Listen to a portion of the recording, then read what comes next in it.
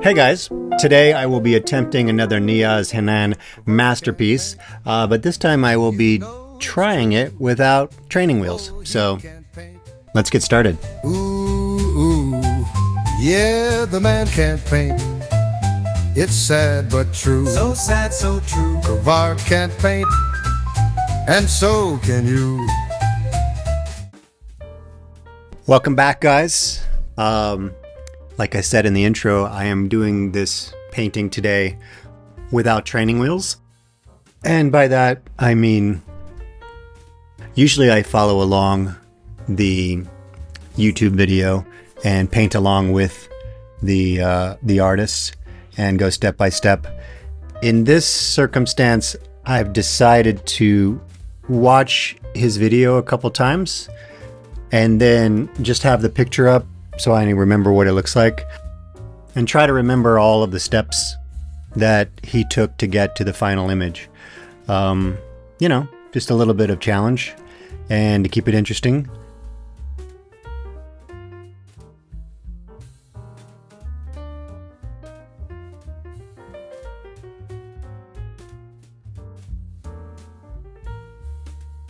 So the piece I chose is this one by Niaz Hannan, and you can check out the video in the link below and follow along.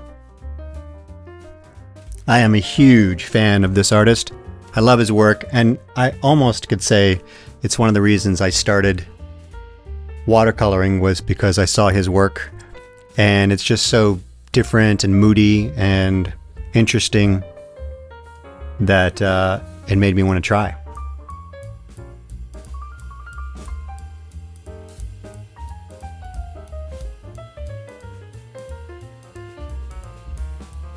This isn't a terribly easy painting, and I was a little worried about starting it. Part of it is scale. It's a great, beautiful piece, but the scale is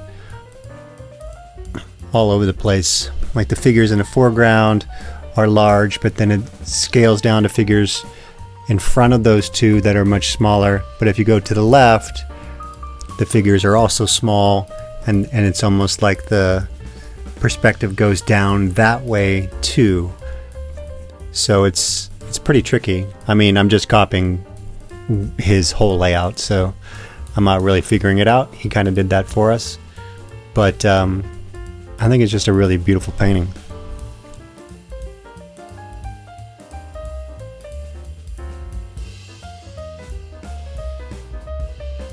The drink of choice today is, of course, non-alcoholic beer, but I opted for a little salt on the rim, you know, to spice things up. Pretty tasty. So this is where the watercoloring begins. First is a nice blue sky that he did, and I remember that it was almost transparent, what he had set up.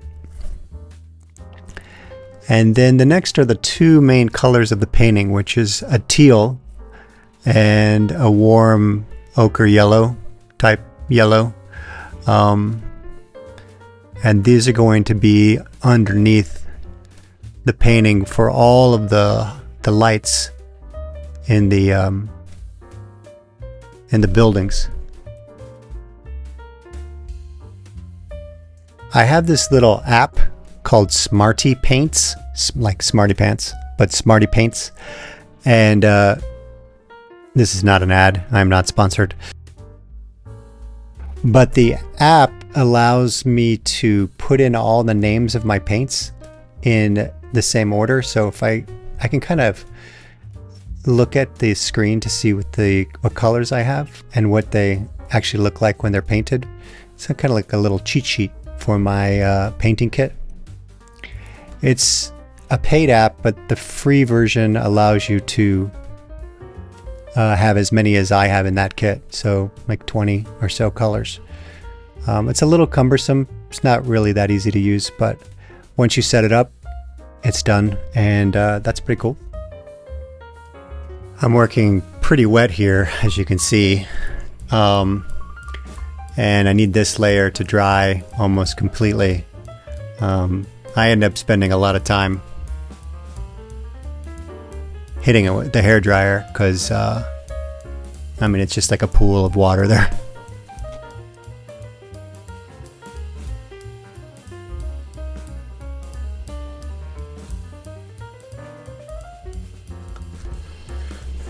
So as I'm doing this, I'm trying to remember exactly how he sort of attacked these buildings.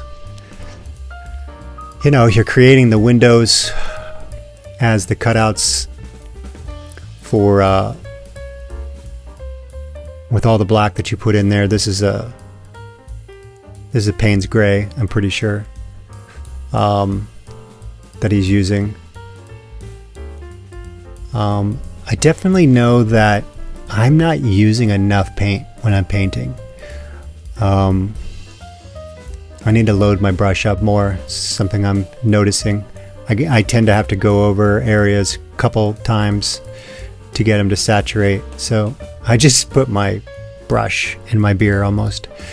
That's great. Bye, Oreo. Miss you, buddy.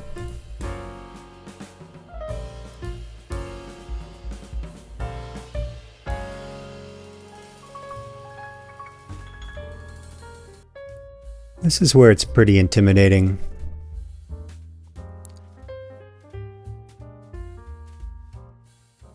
I know what I have to do. I have to bring in these buildings and create the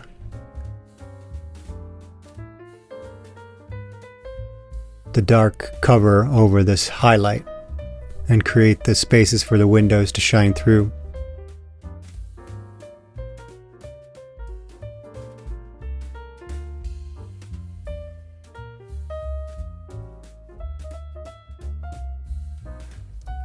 I appreciate all the comments you guys have been leaving on the previous videos. It's a real incredible treasure to read those and to see your responses. If you are not subscribed, I think in the bottom right hand corner there somewhere is Oreo's face. You can just tap on that and subscribe.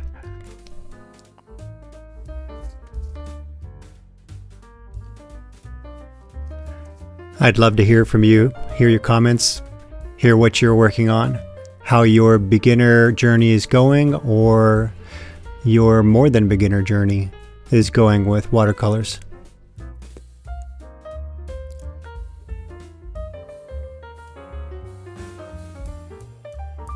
I'm very, very excited that I started doing this, and I cannot wait to see how I grow and how my paintings change and if I get better, but I'm already having a blast, so I hope you are too.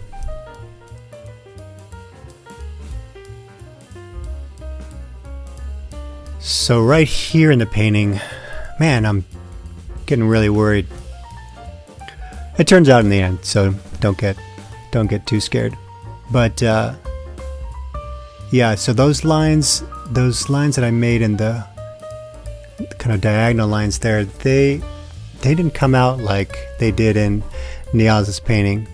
I'm just gonna have to go back and see what he did, but I mean, he basically he took a clean brush and dragged it along the wet paint, and it just pulled it right up, and he has these nice little neat little lines, and mine are quite scraggly, which is okay.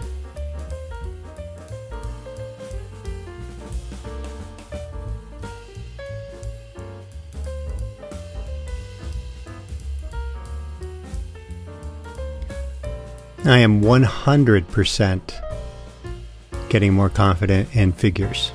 I mean, they're not perfect looking yet at all, but I'm definitely much more confident to just throw down some lines and some paint and see what happens, see what they look like.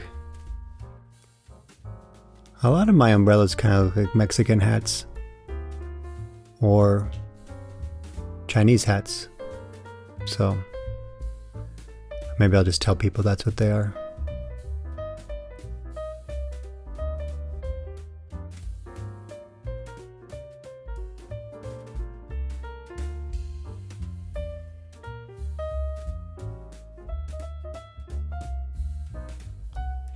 As you can see there, I'm getting a little bit better at fixing my paintings. If I put a little too much paint down, I go in there and just sop it back up with a dry brush. That's the most amazing thing about, well, one of the most amazing things about watercolors that I'm learning, as you probably already know, is the ability to go in and just kind of tweak something that you've already put down. You can kind of get the paintbrush to pick it back up, which is, I mean, that's amazing.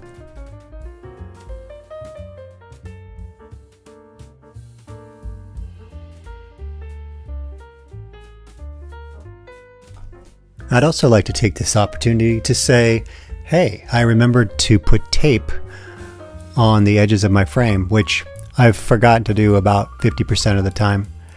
It's something I really like in a watercolor, is a nice crisp frame. It looks great, and I forget to do it about half the time, which drives me crazy when I'm halfway through the painting and I remember it. But I remembered it this time. Baby steps.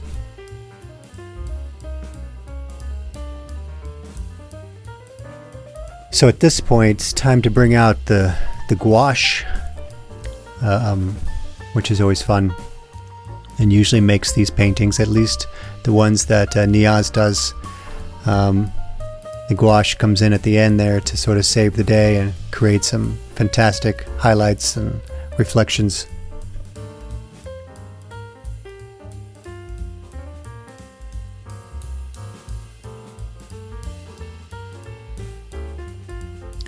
And this is what I was talking about before, is I kind of come in and I realize how the depth of color on my image is not as strong, and I need to kind of go back over it a couple times to bring up the value. Part of it is just details, which is what I'm doing now, but also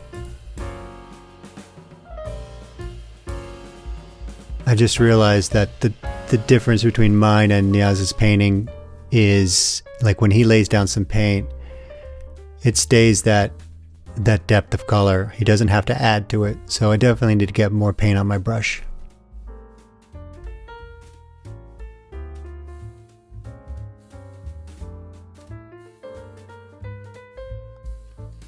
And this is such a struggle for me, trying to get these splashes. If anyone's got a recommendation, I should probably just look this up somewhere.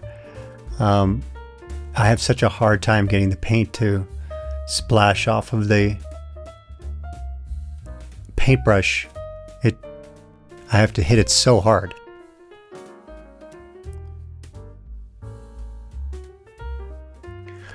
Well, that's it for my painting, guys. Here's the comparison. That's what I've been looking at off screen, just that image of Niaz's painting, and trying to hit it from memory. I'm not too upset about it. I got to take my tape off here, and right here I'm gonna rip my paper again. I don't realize it's peeling up half of the image. Thank you guys again for hanging out this week. It's been a lot of fun. Hope you've enjoyed it, and now I gotta go mow the lawn, so I'll see you guys later. Take care. Ooh, yeah. The man can't paint. It's sad but true. So sad, so true. Kovar can't paint, and so can you. It's pretty cool. I love it.